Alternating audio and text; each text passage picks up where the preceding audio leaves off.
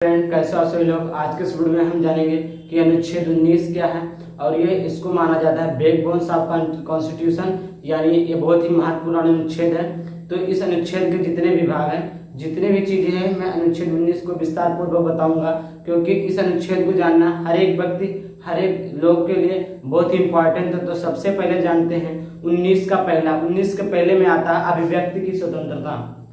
अभिव्यक्ति की स्वतंत्रता में आता है मौन करना, पुतला फूकना, आरटीआई, राइट टू इन्फॉर्मेशन, किसी से कुछ पूछना, कुछ बताना, या मीडिया, इन सभी चीजों को जो आता है वो हमारे अनुच्छेद 19 के आ में आता है, यानी पहले में आता है। कहने का तात्पर्य यह है कि आप अनुच्छेद 19 के तहत किसी भी से प्रश्न पूछ सकते हैं और कोई भी उसका जवाब दे सकता है। करेंगे, यानी हमारा दूसरा है सभा, यानी जब आप अभिव्यक्ति करेंगे तो अभिव्यक्ति के बाद आप सभा बना सकते हैं, यानी असेंबली बना सकते हैं। क्योंकि जब आप का अभिव्यक्ति लोगों को अच्छा लगेगा तो आप सभा भी बना सकते हैं, और जब आप सभा बनाएंगे बहुत सारे लोग इकट्ठा होंगे, तो इकट्ठा होने के बाद में आप वहां पर संगठन भी बना सकते हैं। संगठन भी होता है, ग्रुप भी बना सकते हैं। तो ग्रुप जो हमारा संगठन है अनुच्छेद 19 का तीसरा है, और जो हमारा सभा है, सभा बनाने की आजादी हमारा अनुच्छेद 19 का दूसरा है। तो अब हम जानते हैं अनुच्छेद 19 का चौथा हमारा है संचरण करने की आजादी। 19 का चौथा हमारा क्या है? संचरण करने की आजादी। और 19 का पांचवा है निवास, यानी बसने की आजादी।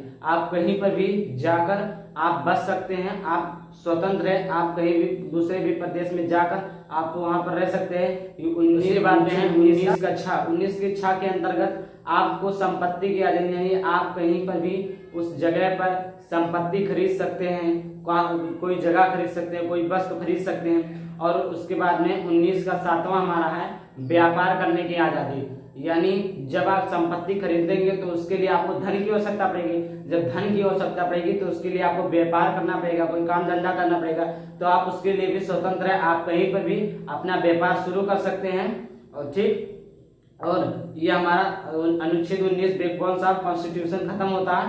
लेकिन आपको कुछ बातों को ध्यान पूर्वक रखकर ये सब काम करना है, जैसे एकता, अखंडता, सुरक्षा, यानी किसी भी प्रकार की कोई भी हानि ना हो। उसके बाद में पब्लिक, यानी आप कोई भी काम कर रहे हो उससे पब्लिक की हानि ना हो।